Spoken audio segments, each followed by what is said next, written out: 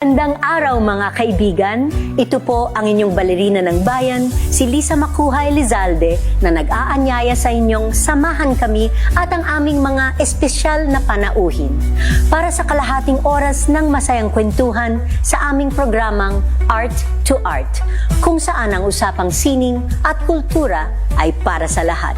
Huwag kaliligtaan, tuwing linggo, alas 3:30 ng hapon, dito lamang sa DZRH Radio, DZRH TV, at via online streaming.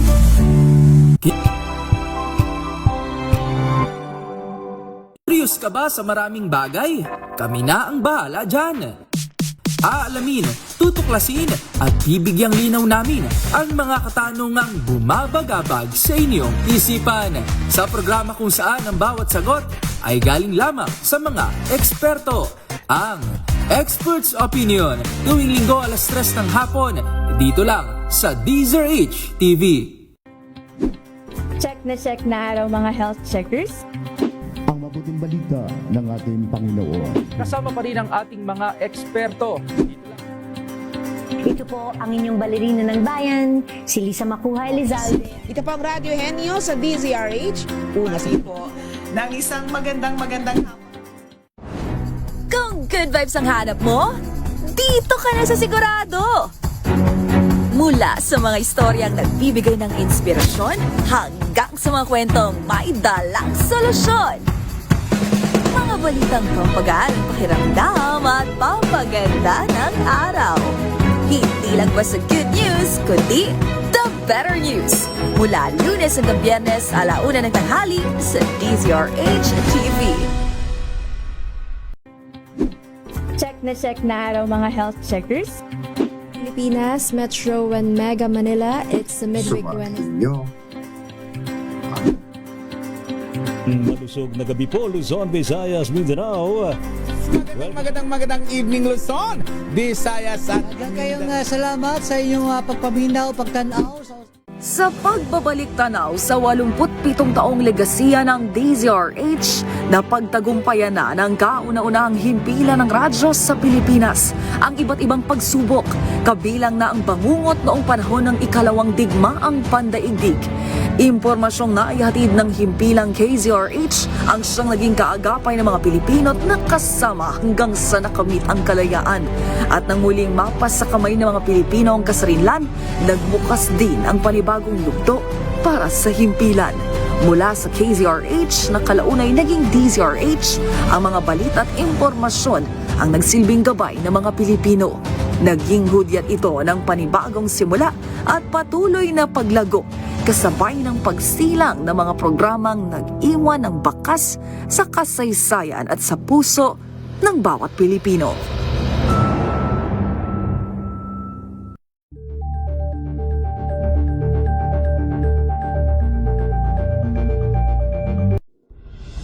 Tuloy-tuloy ang pagtulong, tuloy-tuloy ang pagseserbisyo, at tuloy-tuloy ang balitaan kasama si May Binauhan sa Operation Tulong mula Lunes hanggang Biyernes.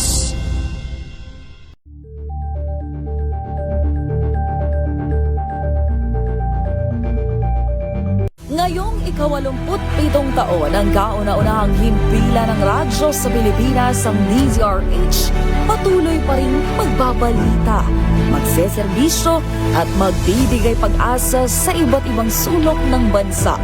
1994 Pilipinas, ang oras 5 minuto makalipas ang alas 12 ng tanghali.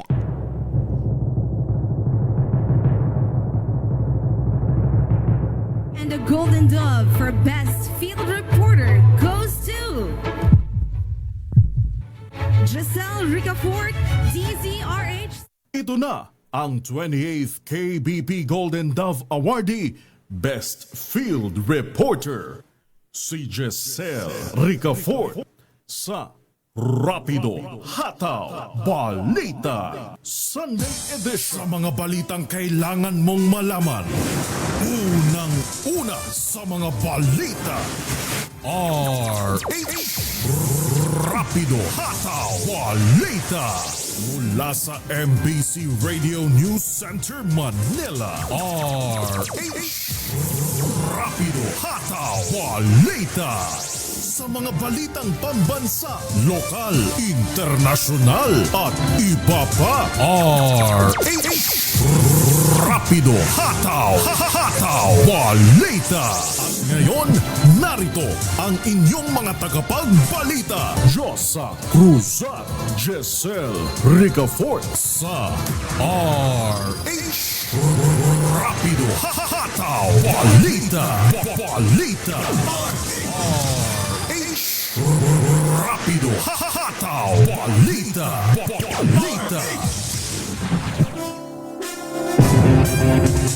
Magandang tanghali Pilipinas, Luzon, Visayas at Mindanao. Ika-16 sa buwan ng Agosto taong pangkasalukuyan. Sa mga ulo ng ating balita, taas singil sa kuryente, asahan daw huyan ngayong buwan. Higit 4 na pisong taas presyo sa petrolyo nakaambas sa Martes. Pagbaba ng fuel surcharge sa eroplano epektibo na ngayon. 59% ng mga Pinoy workers masaya sa sahod. DILG iniimbestiga ng viral na reklamo sa 911 sa Taguig City. Ilang bahagi ng Luzon at Visayas uulanin dahil sa habagat ayon po yan sa Pag-asa.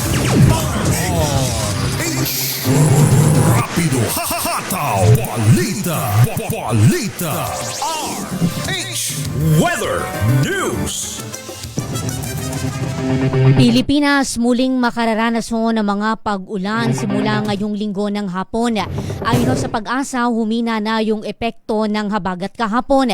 Pero pagsapit ng linggo ng hapon, inaasahang magdadala ito ng malakas na ulan sa Northern at Central Luzon. Gayon din daw sa ilang bahagi ng Mimaropa at Calabarzon. Patuloy namang binabantayan ng Weather Bureau yung isang low pressure area na nasa labas ng Philippine Area of Responsibility o ng PARA. Huli itong namataan sa 2,335 kilometro silangan ng extreme northern Luzon. Pero hindi naman umano ito lalakas pa bilang bagyo at hindi rin ito direktang makaaapekto sa mga susunod na araw.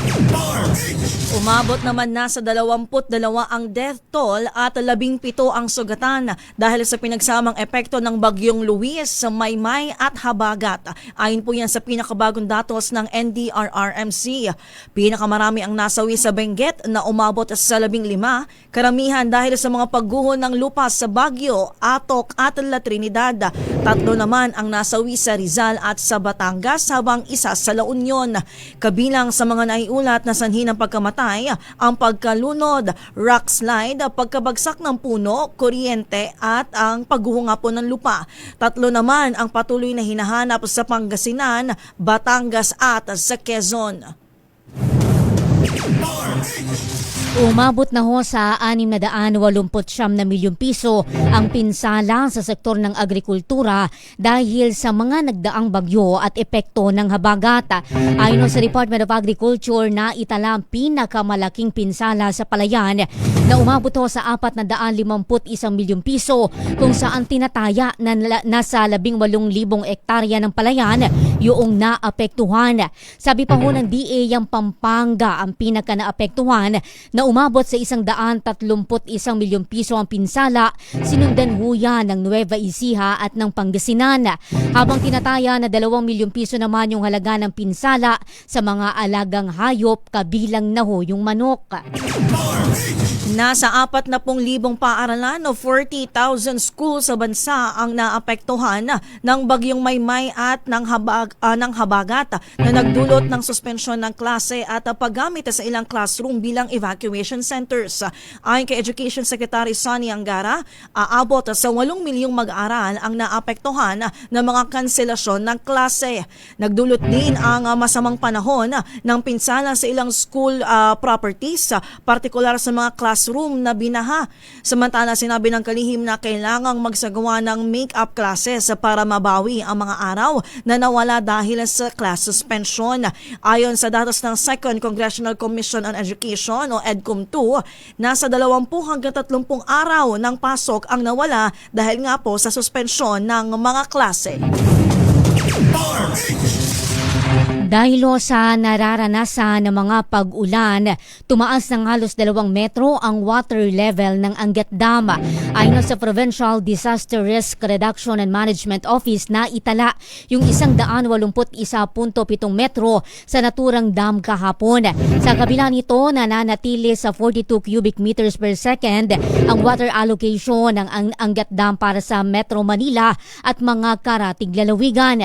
Ayon sa National Water Resources Board, palalawigin hanggang katapusan ng Agosto ang 42 cubic meters per second na allocation para ho sa Metropolitan Waterworks and Sewerage System. Ito ay dahil karaniwang nasa 52 cubic meter per second yung alokasyon ng tubig ng Angat Dam para sa MWSS. Nag-abiso naman ang National Grid Corporation of the Philippines o NGCP ng maaaring pagtaas sa bill sa kuryente ngayong Agosto. Sumirit kasi umano ng 22.22% ang transmission rate noong Hulyo at inaasahang ipapasa ng distribution utilities sa mga consumer ngayong buwan. Katumbas ito ng increase na 1 peso and 76 centavos sa kada kilowatt hour mula sa dating 1 peso and 44 pesos o centavos dahil dulot ng paggalaw sa ancillary services rates. Nilinaw naman ng grid operator na hindi ito kumikita sa ancillary services AS rates na diretsong inireremit sa mga generation company. Uy, namumurong tumaas yung presyo ng mga produktong petrolyo sa Martes. Batay sa pagdaya ng oil industry sources, maaring tumaas ng 3 piso 75 sentimo hanggang 4 na piso 25 sentimo kada litro ang diesel. Habang 2 piso 50 sentimo hanggang 3 piso sa kada litro naman ang gasolina pagsapit ng August 18. Inuugnay ho yung nagkaambang taas presyo sa petrolyo sa patuloy na pangamba sa supply ng langis sa pandaigdigang merkado habang wala pang katiyakan kung kailan muli magbubukas ang Strait of Hormuz. Nakadaragdag din ho sa pressure sa presyo yung pagbaba ng inventaryo sa pandaigdigang merkado bunsod ng mga problema sa produksyon. Ipinatupad naman na simula kahapon ang 12 pesos per liter fuel discount para sa mga public utility vehicle po yan mula sa dating 10 pesos bilang tulong sa mga tsuper at operator sa harap ng walang puknat na taas presyo sa produktong petrolyo. Ayon kay LTFRB Chairman Vigor Mendoza II, otomatiko ang discount at plate number lamang ang kailangang beripikahin sa mga gasolinahan. Sinuri ni Mendoza ang ilang gas station sa Quezon City sa unang araw ng implementasyon at sinabing wala pa siyang naitalang hindi sumusunod sa discount habang patuloy din ang pagmomonitor ng mga regional officials. Samantala, tinalakay din ng LTFRB at mga grupo ng Modern Jeep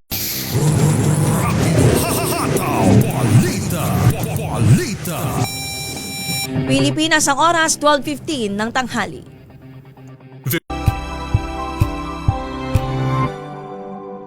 Kasabay ng mga hamon at pagbabago sa paglipas ng panahon, nananatiling tapat ang DZRH sa paghahatid ng serbisyo sa publiko. Mas pinalawak ang pagpapaabot ng balita at impormasyon, hindi lang sa radyo, kasama na rin ang telebisyon, live streaming at social media para ihatid ang mga kwentong makabuluhan at napapanahon saan ka man naroroon. Mula noon hanggang ngayon, mananatiling kaagapay mo ang DZRH, naninindigan sa paghahatid ng katotohanan at sa paglaban sa patuloy na pagkalat ng disinformasyon at sa pagyakap sa makabagong teknolohiya at sa patuloy na pagsulat ng kasaysayan, mananatiling kasama mo ang DZRH saan ka man sa mundo.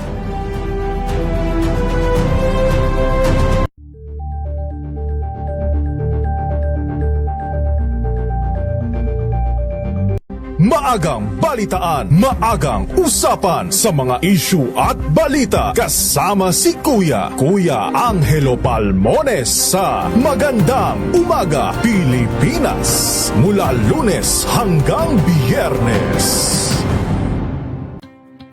Luzon, Visayas at Mindanao. Isang oras na balita at talakayan ngayong araw hunang At ito linggo. ang programang Maynila, ito ang Pilipinas. Samahan po ninyo hanggang alas 9 ng umaga sa Isyong Pambayan. Giselle Ricafort. Naman si Edniel Paroso. Maraming salamat and of course sa mga sumama sa atin.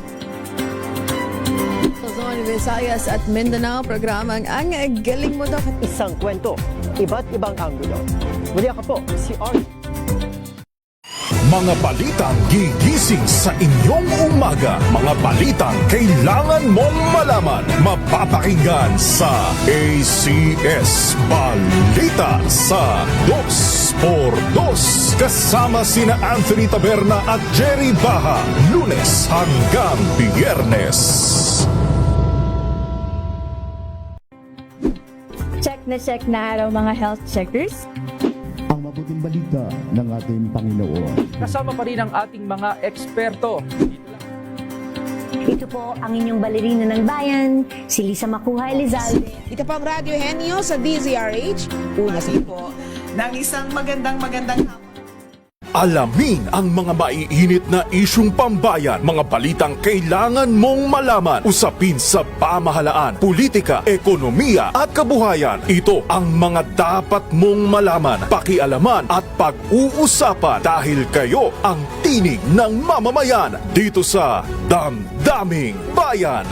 Live sa DZRH Radio, DZRH TV at DZRH Digital. Kasama sina Lakay, Deo Macalma at Elaine Apit. Araw-araw, Lunes hanggang Biyernes. Damdaming Bayan. Check na araw mga health checkers. Pilipinas, Metro and Mega Manila, it's the midweek Wednesday. Malusog na gabi po, Luzon, Visayas, Mindanao. Magandang evening Luzon, Visayas at Hanggang kayong salamat sa inyong pagpaminaw, pagtanaw.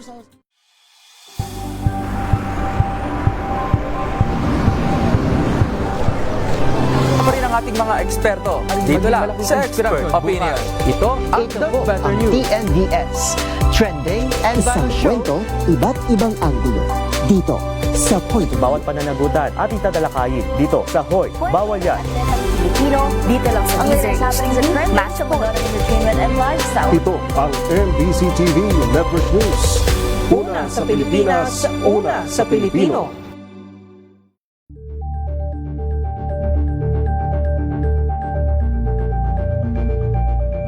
Tumunog na ang gandingan para sa kalikasan. Ang itinanghal bilang Best AM Radio Program Host ay si Cesar Chavez para sa special on Saturday ng DZRH.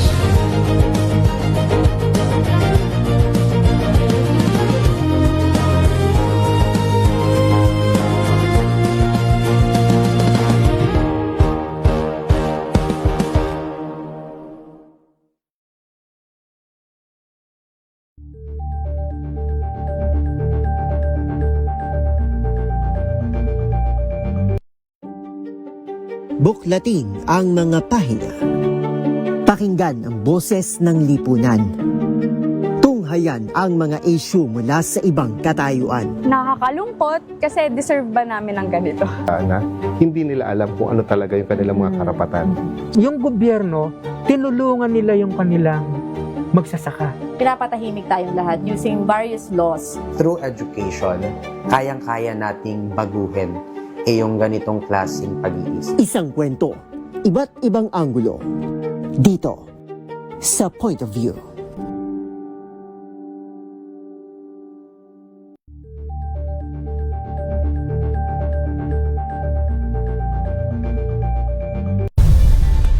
Nagsimula sa pangarap hanggang sa maabot ang tagumpay.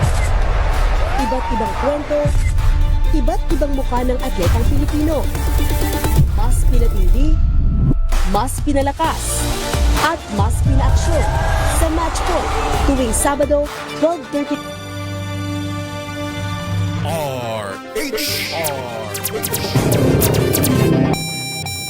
Pilipinas, ang ating oras, 12:21 ng tanghali.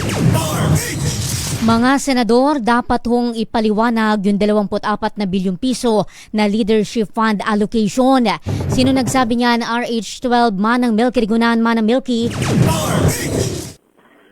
Giselle at Jos, dapat magpaliwanag ang Senado sa isyu ng Umunoy Leadership Fund na nagkakalaga ng 24 billion pesos sa ilalim ng 2025 national budget. Ayon kay Manila Representative Benny Abante, karapatan ng mamayan bilang mga taxpayer na malaman kung totoong merong alokasyon, sino ang nakatanggap at nabenepisyuhan. Sabi ni Abante, dapat malinawan din kung ano ba ang leadership fund, nasaan ang naturang alokasyon nito sa budget, at ano-anong mga ahensya ang nakinabang. Dagdag pa ni Abante, malaking question din kung may control ba ang senador sa pondo kahit napagtibay na ang pambansang budget. Matatandaan, ibinulgar ni dating DPWH Secretary Manuel Bonoan ang leadership fund nang humarap sa hearing ng Sandigan Bayan sa plunder case ni dating Senator Bong Revilla. Tiniyak naman ni Abante bilang dating Vice Chair ng House Committee on Appropriations noong 19th Congress, wala umanong leadership fund ang Kamara. Ako si Milky Rigunan, nagulat para sa DCRH, una sa Pilipinas, una sa Pilipinas. Pagtutulungan ng ASEAN, Pilipinas at China sa responsableng paggamit ng artificial intelligence isinusulong ng Commission on Higher Education. Detalye mula kay RH5, Val Gonzalez. Val. Babalikan natin mamaya yung ratsyada ng mga report natin. Nandiyan si Val. At Giselle, naniniwala ang Commission on Higher Education o CHED ang Artificial Intelligence o AI ay malaki ang magagawang tulong para mapabuti ang edukasyon sa kolehiyo at mayandang mga graduate sa mas moderno at magkakaugnay na mundo. Ito ang binigyang diin ni CHED Executive Director Attorney Cinderella Filipina Benitez Haro sa ika-6 na China-ASEAN Education Research Network meeting na ginanap sa Guiyang, China. Aniya, hindi na sa iisang larangan lang ang AI kundi binabago nito ang pagtuturo, pananaliksik at pamamahala ng pamantasan, kaya dapat gamitin ng responsable para sa dekalidad at inklusibong edukasyon. Sabi ni Benitez Haro na bahagi ito ng Achieve Agenda ng CHED at suporta sa dikain ni Pangulong Ferdinand Bongbong Marcos Jr. na palakasin ang kakayahan ng mga Pilipino sa harap ng mabilis na pagbabago ng teknolohiya. Dumalo rin sina Philippine Ambassador Jaime Flor Cruz, Consul General Frank Olea at iba pang delegado mula sa Pilipinas bilang patunay sa matatag na pagtutulungan ng Pilipinas, ASEAN at China sa larangan ng edukasyon. Ako si Val Gonzalez, DJRH, una sa Pilipinas, una sa Pilipinas. Pananambang sa convoy ni BARM Chief Minister Makakuwa, mariing kinundina ng Commission on Elections at ng Palasyo ng Malacanang. Detalye RH19, June Dimakutak, June.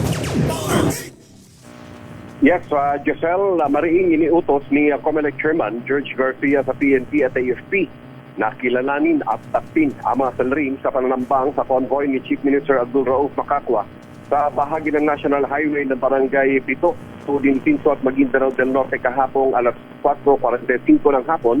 Habang pabalik na sa Cotabato City ang convoy ni Makakuwa galing sa Barangay Gambar kung saan ginanap ang BFP Assembly. Ayon kay COMELEC Chairman Garcia, ito na election-related o hindi. Ang mahalaga umano ay ang tiwala at kumpiyansa ng mga botante na mapanatili. Agawang investigasyon naman ang iniutos ng Pangulong Marcos sa pamamagitan ng pahayag wala kay Special Assistant to the President Anton Lagdameo Jr., hindi umano dapat pahintulutan ang insidenteng ito na nais guluhin ang BARM election. Naglabas din ang kanyang mensahe ng pagkundina si UBJP President and MILS Chairman Ahod Alhaj Murad Ibrahim. Pahayag nito na maging kalmado at iwasan ng anumang speculation sa insidente. Nagpahayag din ang kanyang pagkundina si MNLF Chairman Minister Muslimin G. Sema sa insidente at hangad nito mapanagot sa batas sa mga sangkot sa pananambang. May statement of condemnation din si Dato Udin Sinso at Mayor Baba Abbas at personal na tinungo nito ang ambush area kasama ang SOCO para sa paunang investigasyon sa insidente. Sa opisyal na mensahe naman ni Chief Minister Abdul Rauf Makakuwa, tinitiyak nitong hindi mano makakapekto sa eleksyon sa BARM ang nangyaring pananampang sa kanya kahapon. at ipinapapa sa Diyos niya na lamang lahat at labis ito nagpapasalamat na nakaligtas sila sa naturang pagtatangka sa kanilang buhay. Mula sa Central Mindanao, RH19, June Dimacuta, DZRH, una sa Pilipinas, una sa Pilipinas. 6 daw ho sa bawat 10 manggagawang Pilipino ang nagsabing masaya sila sa kanilang kasalukuyang sahod. Ayon ho yan sa Job Street Survey. Batay ho sa nabanggit na survey, 59% ng mga empleyado ang masaya sa kanilang sahod habang 80% yung naniniwalang patas yung kanilang sweldo.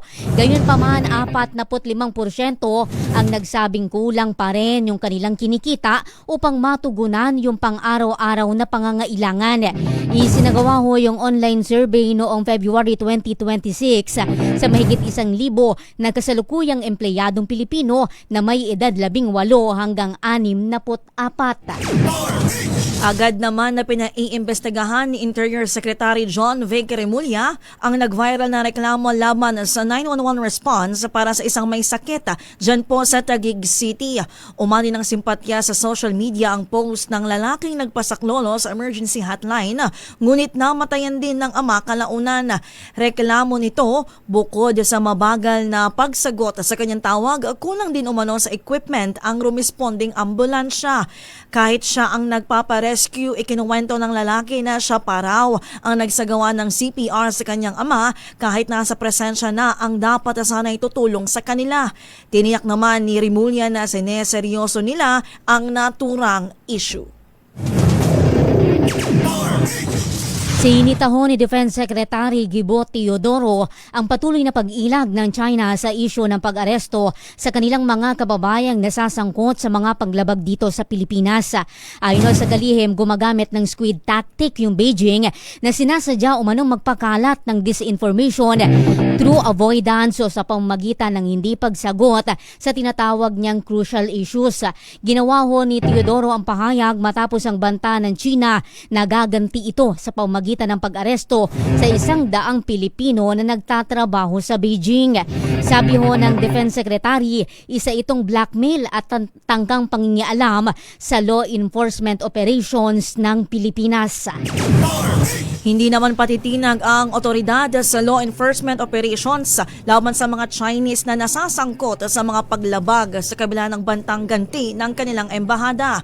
Sa panayam ng PNP Press Corps sa Davao City, kinumpirma ni Presidential Anti-Organized Crime Commission Executive Director Yusek Benjamin Acorda Jr. na nilapitan siya ng hindi na pinangalanang taga-Chinese Embassy upang bantaan ang mga Pilipino na nasa China. Sinabi umano ng opisyal na ikinukonsidera ng Beijing ang retaliation na kasunod ng pagkakahuli sa mga Chinese nationals na konektado sa substandard at hazardous na pagawaan ng bakal gaya ng Sanja Steel Corp sa Misamis Oriental at ang bagong raid na Davao Mighty Steel Corp. Pero giit ni Acorda na hindi nila layon ang kahit anong nationality kundi ang maprotektahan lang ang Pilipino sa mapanganib na mga produkto o serbisyo. Beijing is considering O maaapektuhan ang nagpapatuloy na impeachment trial ang nalalapit na deliberasyon para sa panukalang pambansang budget sa susunod na taon. Ayon kay Congressman Benny Abante, 4 na oras lamang yung itinatagal ng paglilitis kaya maaari nang umpisahan yung deliberasyon pagsapit ng 3:00 ng hapon. Kasado na ho sa Lunes ang pagtalakay ng House Committee on Appropriation sa panukalang National Expenditure Program para sa susunod na taon. Target naman itong matapos ng mababang kapulungan pagsapito ng October 9.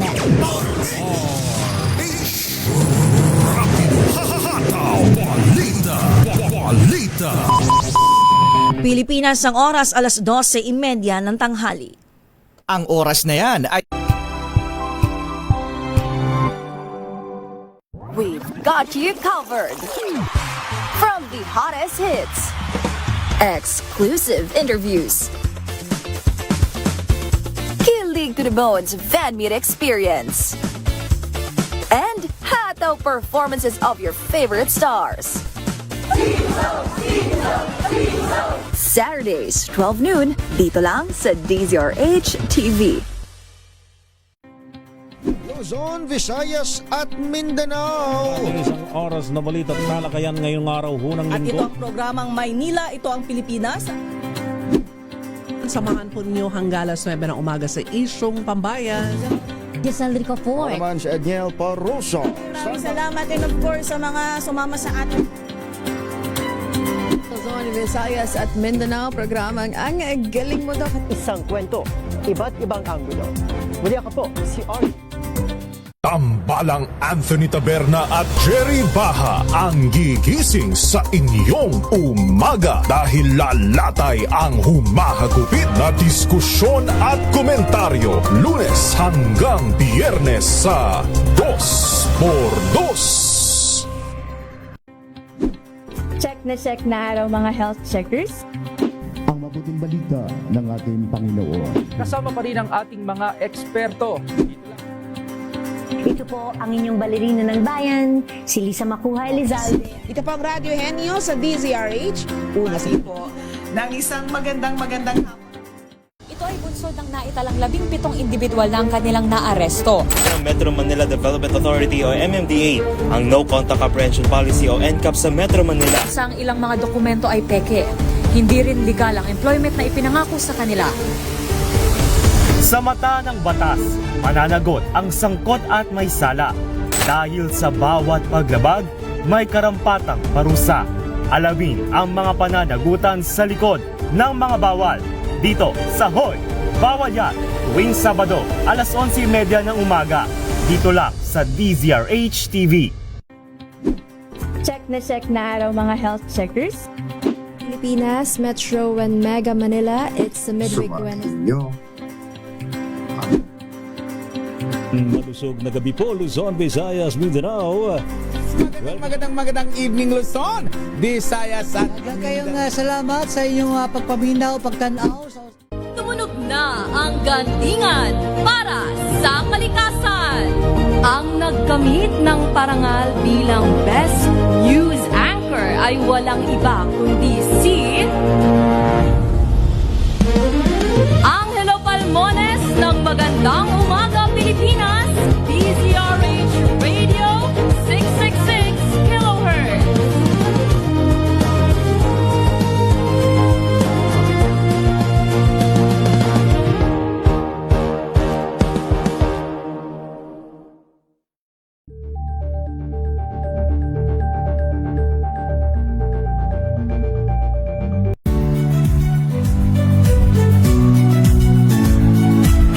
Magandang araw mga kaibigan. Ito po ang inyong balerina ng bayan, si Lisa Macuhay Lizalde na nag-aanyaya sa inyong samahan kami at ang aming mga espesyal na panauhin para sa kalahating oras ng masayang kwentuhan sa aming programang Art to Art, kung saan ang usapang sining at kultura ay para sa lahat.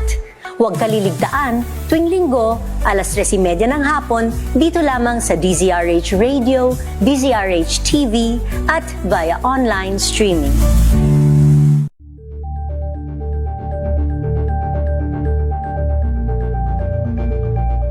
Curious ka ba sa maraming bagay?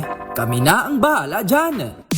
Aalamin, tutuklasin at bibigyang linaw namin ang mga katanungang bumabagabag sa inyong isipan.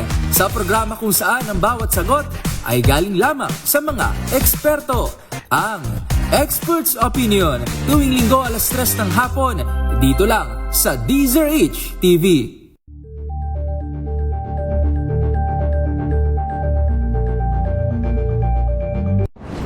Kung good vibes ang hanap mo, dito ka na sa sigurado! Mula sa mga istoryang nagbibigay ng inspirasyon hanggang sa mga kwentong may dalang solusyon. Mga balitang pampagaan, pakiramdam at pampaganda ng araw. Hindi lang ba sa good news, kundi the better news. Mula Lunes hanggang Biyernes, 1:00 ng tanghali sa DZRH TV.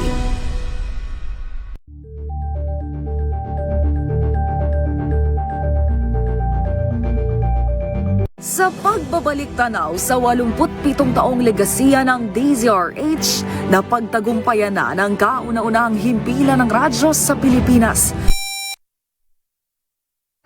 Pilipinas. Ang oras 12:36 ng tanghali. Anti-corruption watchdog at 14 na barangay sa Bulacan, umaapila ho sa ombudsman na kasuhan yung lahat ng nasa likod ng Ghost Flood Control Projects. Detalye RH5, Val Gonzalez. Val.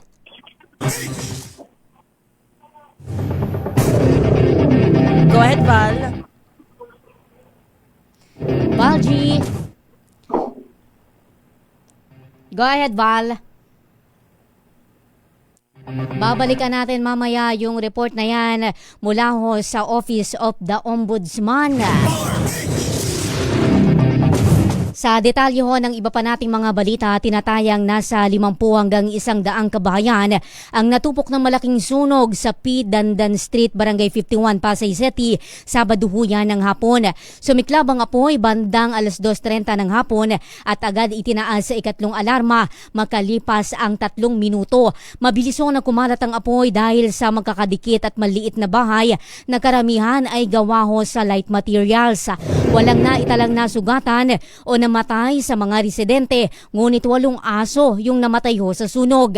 Dinala ho sa gymnasium ng kalapit na barangay yung mga apektadong pamilya na siyang magsisilbi bilang evacuation center doon. Balikan natin ang report ni Val Gonzalez. Val. Babalikan natin mamaya yung report na yan mula ho sa Ombudsman. Sa iba pa nating mga balita, 2 ang patay matapos matrap sa nasunog na bahay sa Don Quixote Street, Barangay 480 sa Sampaloc, Maynila. Ayon sa Bureau of Fire Protection, nagsimula ang sunog bandang 1:02 ng madaling araw. Idineklarang fire under control 1:23 at fire out naman 1:32. Kinilala ang mga biktima ng isang 78-year-old na may-ari ng bahay at kanyang 48 years old na kasambahay na parehong na-suffocate sa makapal na usok. Nagawa pa maisugod sa ospital ang 2 biktima pero dead on arrival din. Sa ngayon patuloy ang investigasyon ng BFP sa sanhi ng sunog at ang halaga ng mga pinsala. Balikan natin ang report mula ho sa Ombudsman. Detalye RH5, Val Gonzalez. Val. Giselle, sa gitna ng nararanasang mga pagbaha, nananawagan ngayon sa Office of the Ombudsman ang Alliance for Good Governance o AGG at mga residente ng 14 na barangay sa Bulacan na tuparin ang pangakong kakasuhan ang lahat ng sangkot sa umano'y manumalyang flood control projects. Ayon sa mga residente, lubog pa rin sa baha hanggang sa ngayon ang mga barangay ng Talikip, Teres, Matungaw, Bambang, Santa Ana, San Jose, San Nicolas, Balubat, Ibigat, Santa Ines sa bayan ng Bulacan dahil sa habagat at bagyong Luis at Maymay na lalo pa nilang lumala dahil sa palpak at mga ghost flood control projects. Ayon kay Alliance for Good Governance Convenor Alberto Vicente, habang lubog sa baha at walang hanap buhay ang mga residente, malaya pa rin at patuloy na nakakakuha ng kontrata ang TBB Construction Corporation na nakakuha ng kontrata sa mga proyekto sa munisipyo ng Bulacan. Sabi ni Vicente, mismong sa sworn affidavit ni na dating DPWH officials Bryce Hernandez at JP Mendoza, ginamit naman ang puting van ng TBB Construction sa paghahatid ng mali-maletang puno ng multi-milyong pisong cash bilang suhol. Binanggit din aniya sa affidavit na sina Ronald Cruz at Raul Enriquez bilang mga umano'y tagahatid ng suhol. Ang 2 aniya ay mga kaanak ni na Vice Mayor Aaron Cruz ng Bulacan at may-ari ng TBB na si Antonio Cruz. Sa hawak na dokumento ng AGG mula sa DPWH Transparency Portal, nakakuha ang TBB ng 145 mga kontrata na nagkakahalaga ng 1.8 billion pesos mula 2018. Kabilang narito ang 72.3 milyong pisong project sa Barangay Matungaw sa ilalim ni Chairman Anthony Mark Rivera Cruz noong taong 2024. Kinondina ni AGG Convenor Vicente ang mabagal na aksyon ng Ombudsman at iginiit na isama bilang pribadong respondents ang TBB Construction at lahat ng mga pangalang ibinulgar ni na Hernandez at Mendoza. Ako si Val Gonzales, DZRH, una sa Pilipinas, una sa Pilipinas. 17-year-old na rider patay sa head-on collision sa Tacloban City. Detalye mula kay RH32, Jimmy Angay-Angay. Jimmy. Isang 17 anyos na lalaki matapos masangkot sa isang head-on collision sa Barangay 27, Cabalawan, Tacloban City, dakong alas 9:50 ng gabi. Ayon sa Tacloban City Police Office Police Station 3, ang biktima na kilala si alias Dave, residente sa naturang syudad, nagmamaniho ng isang single motorsiklo na Mio patungong northbound ng mangyaring insidente. Nagkabangga nito ang isang tricycle na minamaniho naman ni alias Naldo, na sa hustong taong gulang at residente rin sa naturang syudad na patungong downtown area. Batay sa inisyal investigasyon ng Tacloban City Police Office, umaga umano sa kabilang linya motorsiklo dahilan para masalpukan nito ang harapan ng paparating na tricycle. Walang buhay nang matagpuan ng mga rumesponding tauhan ng Tacloban Rescue Unit ang 17 anyos na rider at agad itong itinakbo sa Tacloban City Hospital, ngunit idiniklara na dead on arrival. Samantala, isinugod naman sa Eastern Visayas Medical Center Tacloban ang driver ng tricycle para sa agarang gamutan at nananatiling nasa under hospital arrest habang nagpapatuloy ang investigasyon ng pulisya. Mula dito sa DYVL Action Radio Tacloban, ito si RH32 Jimmy Angay-Angay para sa DZRH, una sa Pilipinas, una sa Pilipino. Ayuda naman ho para sa mga apektado ng habagat, ipinamahagi sa Bataan at Zambales. Gaano karamihan? RH37, Dani Kumilang. Dani. Sinimulan na ng mga lokal na pamahalaan ang pamamahagi ng ayuda sa mga residente na naapektuhan ng malalakas na pag-ulan at pagbaha dulot ng enhanced habagat at magkakasunod na bagyo sa Limay, Bataan. Ipinamahagi ni na Mayor Richie Jason David at Vice Mayor Grace David ang family food pack para sa mga mangisda, magsasaka at iba pang apektadong sektor. Tiniyak ng alkalde na patuloy na makikipagtulungan ang lokal na pamahalaan kina Governor Jose Enrique Garcia III, Congressman Albert Garcia at mga ahensiyang gaya ng DSWD at Department of Agriculture upang matugunan ang pangangailangan ng mga biktima. Samantala sa San Felipe, Zambales, muling isinagawa ang programang 20 kada kilo na bigas ng isang kongresista katuang ang mga lokal na pamahalaan ng ikalawang distrito. Layunin ng mga programa na maibsan ang epekto ng kalamidad, lalo na sa mga pamilyang nawalan o naapektuhan ang kabuhayan. Dani Kumilang, RH37, DZRH, una sa Pilipinas, una sa Pilipino. Samantala, yun daw pong planong pagsakop ng umunoy miyembro ng NPA sa ilang lugar sa Samar nahadlangan ng militar. Detalye mo na kay RH34 Jane Bantayan. Jane. Kinumpirma ni Matuginaw Samar Aran Bollier na napigilan at nahadlangan ang plano ng New People's Army na pasukin muli ang ilang lugar o barangay ng Matuginaw, Samar matapos na i-report ng mga residente sa otoridad ang kanilang namataan na miyembro ng NPA. Naudlot ang plano ng New People's Army na pasukin muli ang ilang barangay na naturang lugar kung saan balak pa rin ng nasabing grupo na muling maimpluwensyahan ang nasabing mga barangay kahit pamalinaw ang patuloy na pagsusulong ng mga residente sa mga programa ng pamahalaan laban sa aktibidad ng New People's Army. Ayon sa nasabing mayor, pahayag ni Mayor Aran Bollier, agad nagsagawa ng security operation ang 43rd Infantry Battalion ng Philippine Army matapos matanggap ang nasabing impormasyon. Ayon pa sa nasabing alkalde, malaking tulong ang deklarasyon ng pagiging insurgency-free upang mas lalong maging alerto pa ang mga residente sa pagbabantay sa kanilang mga barangay. Ilang dekada nang ginawang pugad ng NPA ang Matuginaw na italang mga engkwentro sa nasabing lugar. Sa kasalukuyan ay patuloy pa rin na binabantayan ng kasundaluhan ang mga lugar kahit pa deklarado na ito bilang insurgency-free. Mula sa Action Radio Katarman, RH34 Jane Galit Bantayan ng DZRH, una sa Pilipinas, una sa Pilipino. Rapido, hahataw, balita, balita. Pilipinas, ang oras 12:45 ng tanghali. Number 1 na naman! Champion na!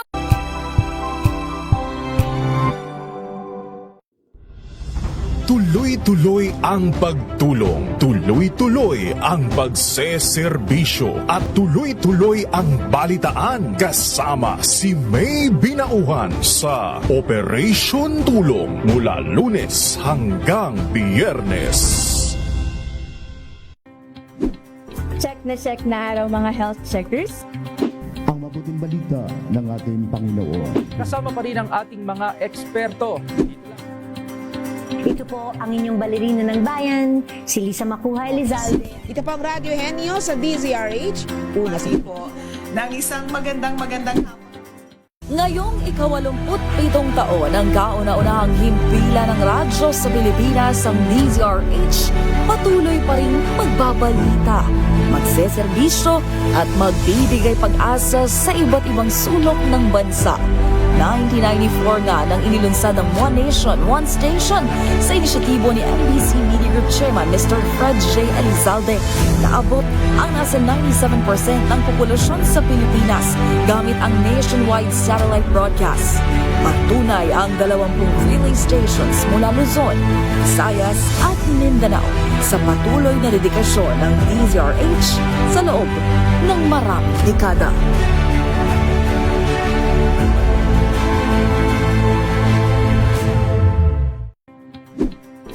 Check na araw mga health checkers. Pilipinas, Metro and Mega Manila, it's the midweek Wednesday.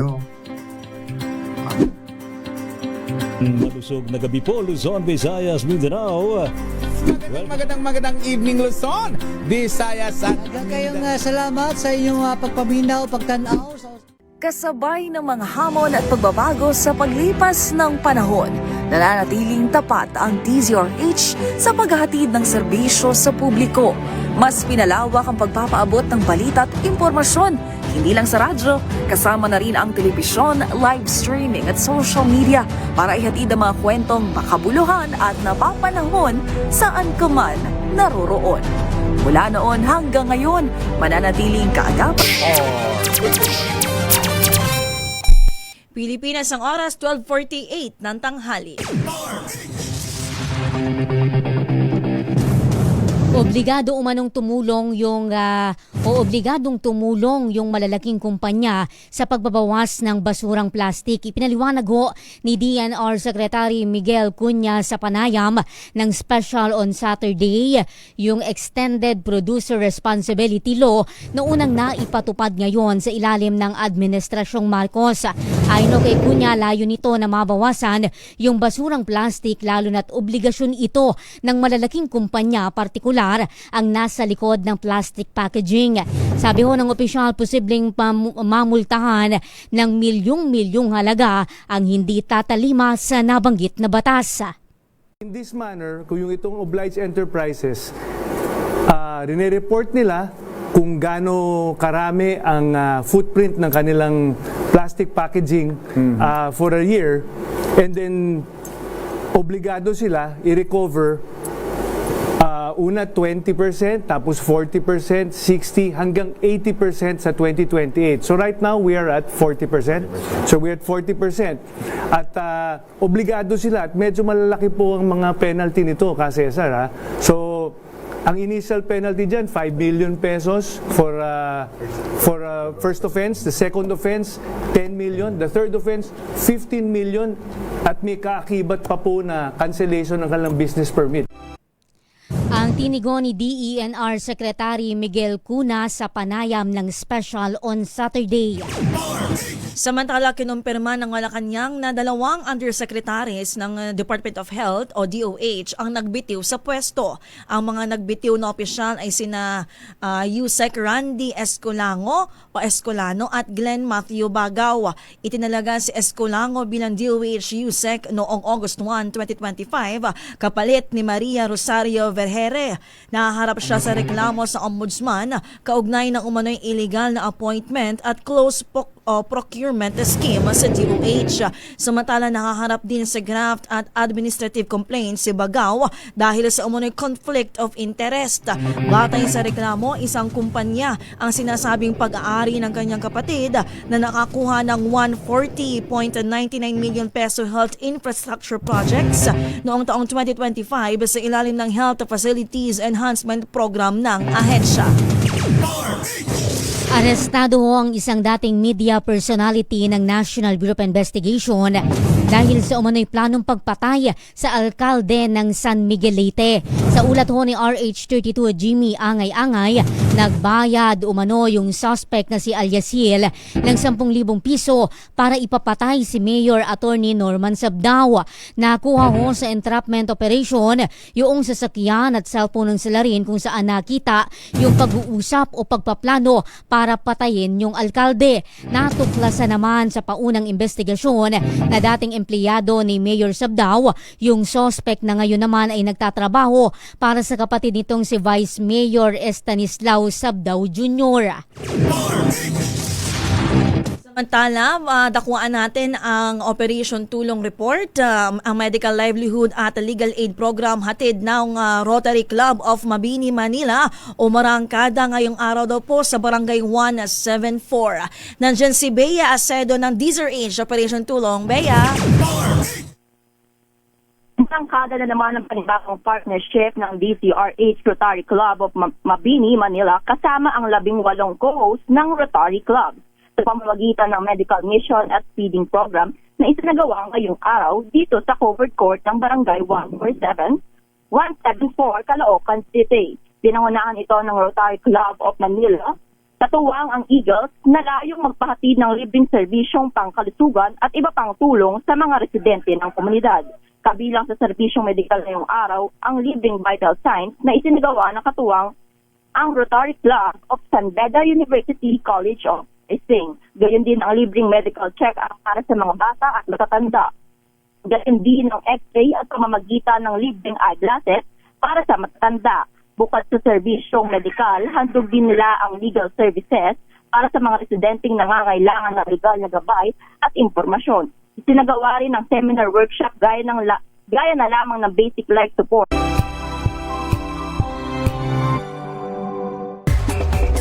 Emergency.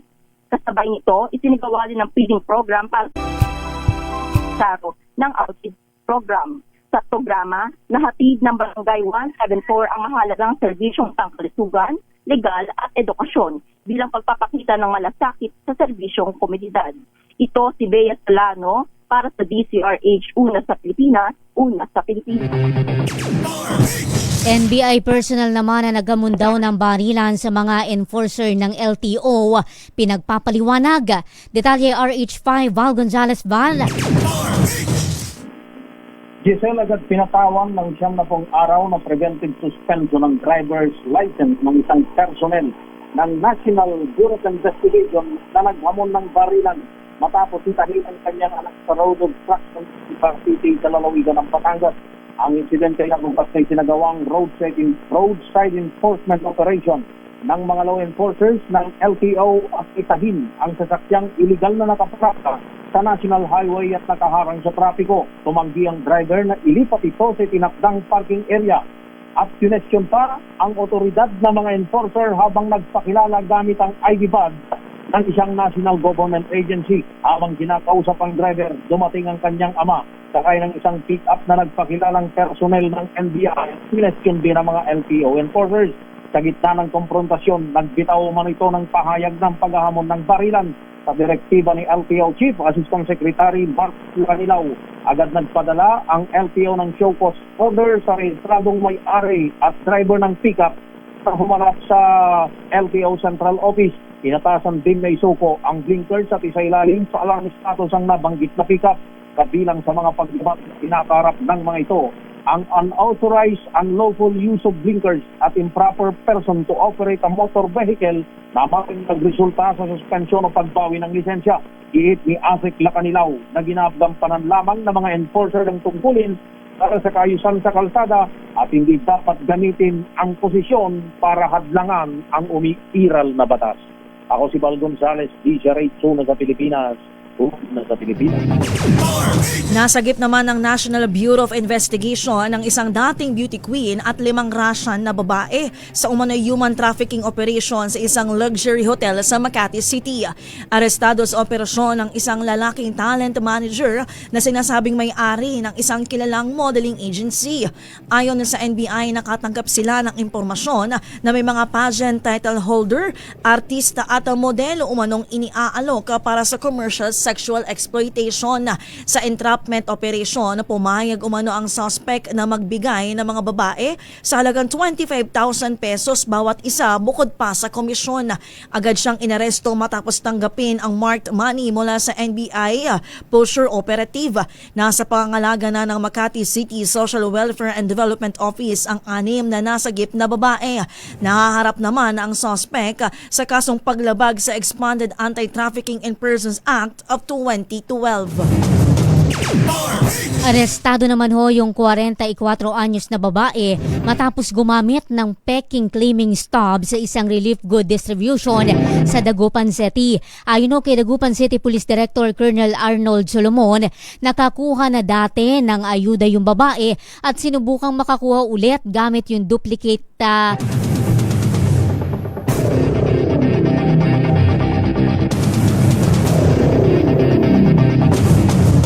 Nakakuha na raw ho dati ng ayuda yung suspect at sinusubukang makakuha ulit gamit yung duplicate stub ng kanyang original.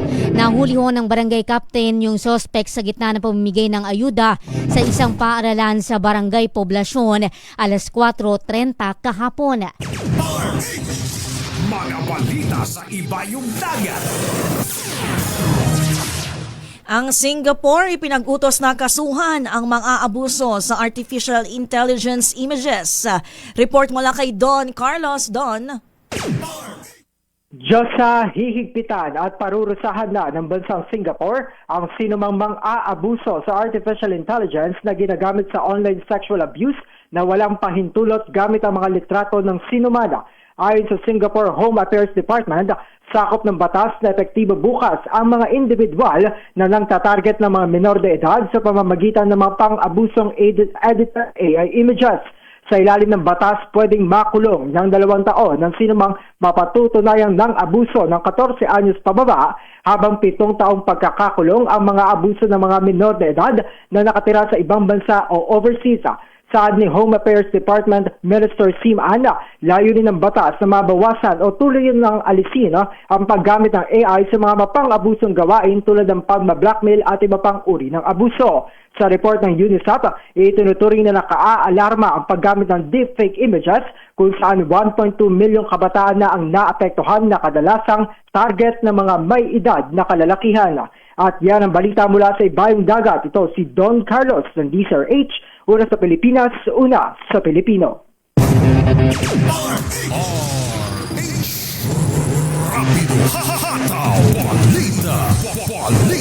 Balikan na ho natin ang mga ulo ng ating balita. Taas singil sa kuryente, asahan ngayong buwan.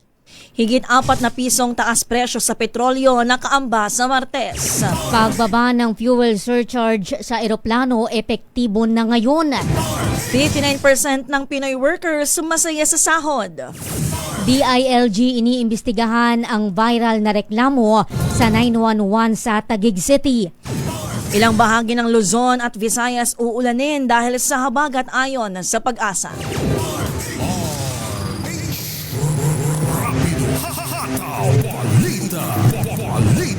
At yan na po ang kabuuan ng isang oras nating balitaan dito sa Rapido Hataw Balita Sunday Edition.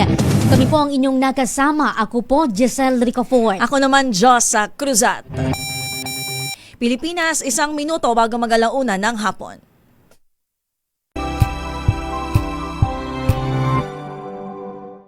Maagang balitaan, maagang usapan sa mga issue at balita. Kasama si Kuya Angelo Palmones sa Magandang Umaga Pilipinas. Mula Lunes hanggang Biyernes.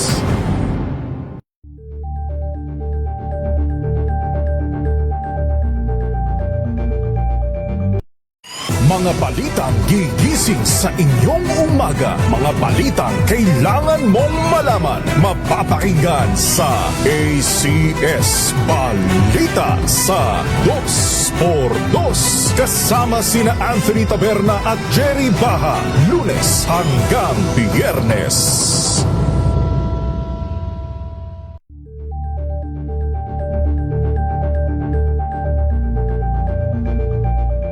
Alamin ang mga maiinit na isyung pambayan, mga balitang kailangan mong malaman, usapin sa pamahalaan, politika, ekonomiya at kabuhayan. Ito ang mga dapat mong malaman, pakialaman at pag-uusapan dahil kayo ang tinig ng...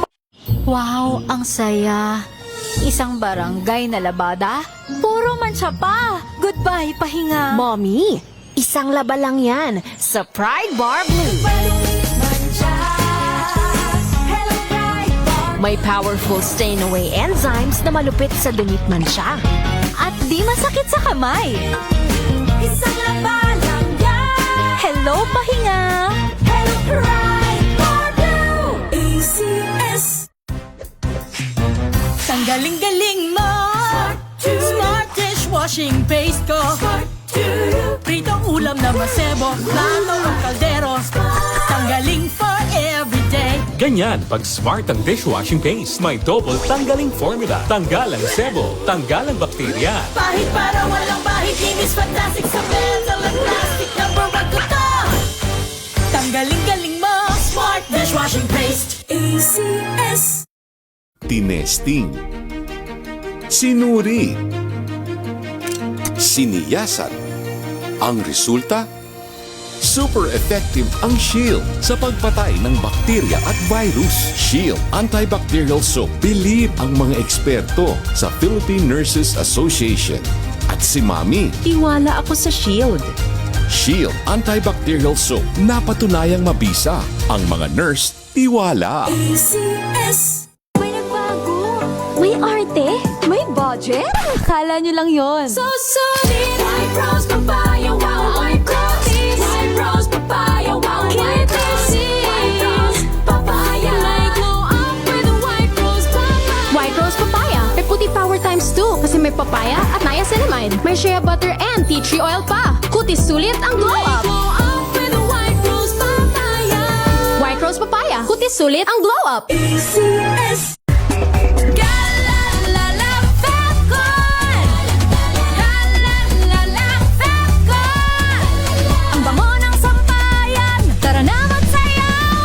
Fagton, amoy nakaka-joyful!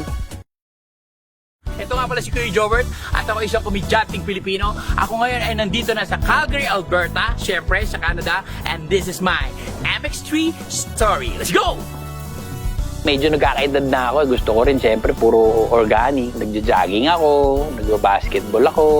Saka syempre, alagaan mo yung binigay sa'yo ng Diyos na katawan. Yun, MX3. MX3, dito ako believe. Mahalagang paalala, ang MX3 capsule ay hindi gamot at hindi dapat gamiting panggamot sa anumang uri ng sakit.